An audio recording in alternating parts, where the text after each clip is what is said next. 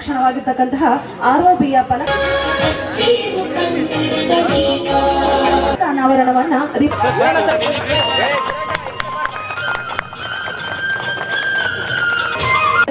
ಫಲಕದ ಅನಾವರಣ ನಡೆಸಿಕೊಟ್ಟಂತಹ ಈ ಭಾಗದ ಜನರಿಗೆ ರೈಲ್ವೆ ಇಲಾಖೆಯಿಂದ ಕೊಡ್ತಕ್ಕಂಥ ಒಂದು ದೊಡ್ಡ ಅಪಾರವಾದ ಕೊಡುಗೆ. ಸುಮಾರು 700, 800, 900 ಸಾವಿರ ಕೋಟಿಗೂ ಮೇಲ್ಪಟ್ಟು ಹಣವನ್ನ ಭಾರತ ಸರ್ಕಾರನೇ ವಿನಿಯೋಗ ಮಾಡ್ತಾ ಇದ್ದಾರೆ. ರಾಜ್ಯ ಸರ್ಕಾರದಿಂದ ಒಂದು ಪೈಸೆಯನ್ನು ಕೂಡ ನಾವು ತೆಗೆದುಕೊಂಡಿಲ್ಲ. ಒಂದು ವರ್ಷದಲ್ಲಿ ಯಾವುದಾದ್ರೂ ಒಂದು ಲೋಕಸಭಾ ಕ್ಷೇತ್ರದಲ್ಲಿ 26, 27 ರೈಲ್ವೆ ಗೇಟ್ಗಳನ್ನ ಒಂದೇ ಸಾರಿ ತೆಗೆದುಕೊಂಡು ಹಣನ ಕಾರ್ಯರೂಪಕ್ಕೆ ತಂದಿರ್ತಕ್ಕಂಥ ಉದಾಹರಣೆ 50 ವರ್ಷ ಹಿಂದೆನೂ ಇಲ್ಲ, ಮುಂದಿನ 50 ವರ್ಷಕ್ಕೂ ಕೂಡ ಆಗೋದಿಲ್ಲ ಅನ್ನೋದನ್ನ ನಾನು ಇವತ್ತು ಗರ್ವದಿಂದ ನಿಮ್ಗೆ ಹೇಳೋದಕ್ಕೆ ಇಷ್ಟಪಡ್ತೀನಿ. ಸುಮಾರು 27 ಬ್ರಿಡ್ಜ್ಗಳನ್ನ ಒಂದು ವರ್ಷದಲ್ಲಿ ಸಂಪೂರ್ಣ ಮಾಡ್ತಾರೆ. ಓವರ್ ಬ್ರಿಡ್ಜ್ಗಳು, ಅಂಡರ್ ಬ್ರಿಡ್ಜ್ಗಳು ಅಂತ ಹೇಳಿದ್ರೆ, ಇನ್ನ ತುಮಕೂರು ಜಿಲ್ಲೆಯಲ್ಲಿ ಯಾವುದು ಅಂಡರ್ ಬ್ರಿಡ್ಜ್ಗಳು, ಓವರ್ ಬ್ರಿಡ್ಜ್ಗಳು ಇರಲ್ಲ.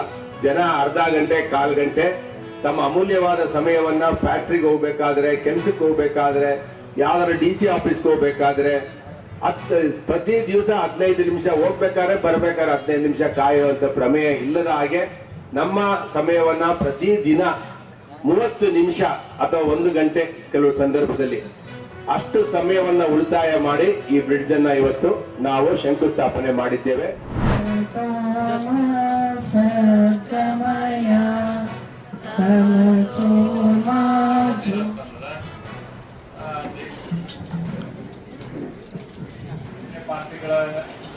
ಯಾವ ರೀತಿ ಪರಿಸ್ಥಿತಿ ನಮ್ಮ ಆರ್ಥಿಕತೆ, ಸೇವಿಂಗ್ ಎಕಾನಮಿ, ಗೌರವ ಇರುವಂತ ಪಾರ್ಟಿ ಕರ್ನಾಟಕ ಅಲ್ಲ, ಕಿತ್ತೂರು ಕರ್ನಾಟಕ.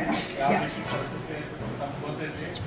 ಭಾರತೀಯ ಜನತಾ ಪಾರ್ಟಿಯಲ್ಲಿ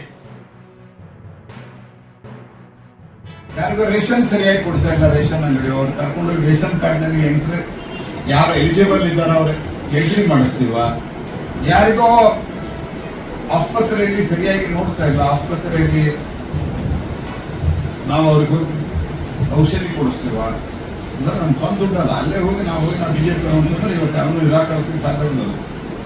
ನಿರಾಕರಿಸಿದ್ರೆ ಅಲ್ಲೇ ಲೋಕಲ್ ಲೀಡರ್ಸ್ ಬೇರೆದವರು ಇರ್ತಾರೆ, ಹೋರಾಟ ಮಾಡೋದು. ಜನರ ವೈಯಕ್ತಿಕ ಸಮಸ್ಯೆಗಳಿಗೆ ಸ್ಪಂದಿಸಿದಾಗ ಜನ ನಿಮ್ಮನ್ನ ನಂಬುತ್ತಾರೆ. ಎರಡನೇದು ಪಾರ್ಟಿಯಲ್ಲಿ ಯಾವಾಗ ನಾವು ತೊಡಗಿಕೋತೀವಿ, ಪಾರ್ಟಿಯ ಹೋರಾಟದಲ್ಲಿ, ಪಾರ್ಟಿಯ ಸಂಘಟನಾತ್ಮಕ ವಿಷಯದಲ್ಲಿ ನಾವು ತೊಡಗಿಕೋತೀವಿ, ಅವಾಗ ಲೀಡರ್ ಆಗ. ಈಗ 2 ತಿಂಗಳ ಗೃಹಲಕ್ಷ್ಮಿ ಕೊಟ್ಟಿಲ್ಲ, ಸುಳ್ಳಂತೂ ಹೇಳಿದಾರ. ಎಷ್ಟು ಜನ ನಾವು ಒಂದು 50 ಜನ ಕರ್ಕೊಂಡೋಗಿ ತಹಶೀಲ್ದಾರ್ಗೆ ಒಂದು ಮನೆ ಕೊಡ್ತಾರೆ. ಇವರು ಹೇಳಿದ್ದನ್ನು ಹೇಳಿ ಬಂದ್ರು ಅದನ್ನ ಕೊಡ್ತಾ ಇಲ್ಲ. ತಿಂಗಳ ಕೊಡ್ತೀವಿ ಅಂತ ಹೇಳಿದ್ರು, ಅದು ಬರೇ ಇದಕ್ಕಾಗಬಾರ್ದು. 50 ಜನ ನಿಜಕ್ಕೂ ಹೋಗ್ಬೋದು.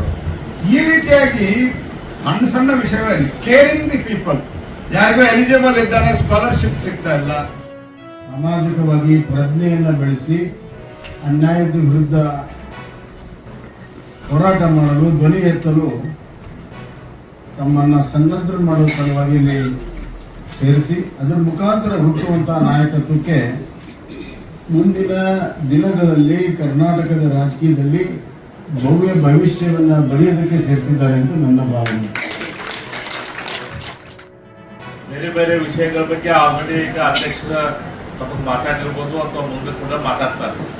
ಭಾರತೀಯ ಜನತಾ ಪಾರ್ಟಿಯ ಕಾರ್ಯಕರ್ತರಾಗಿ ನಾವು ಯಾವ ವಿಷಯಗಳ ಬಗ್ಗೆ ಲಕ್ಷ್ಯ ಕೊಡಬೇಕು ಅಂತೇಳಿ ನಮ್ಮ ಯಾವುದೇ ಕಾರ್ಯಕರ್ತರದ ನಮ್ದು ಕೆಲಸ ಏನಂತಂದ್ರೆ, ನಾವು ಪಕ್ಷ, ಜನ ಮತ್ತು ಸರ್ಕಾರ ಇದ್ರ ನಡುವೆ ಕೊಂಡಿಯಾಗಿರೋದು ನಮ್ಮ ಕೆಲಸ.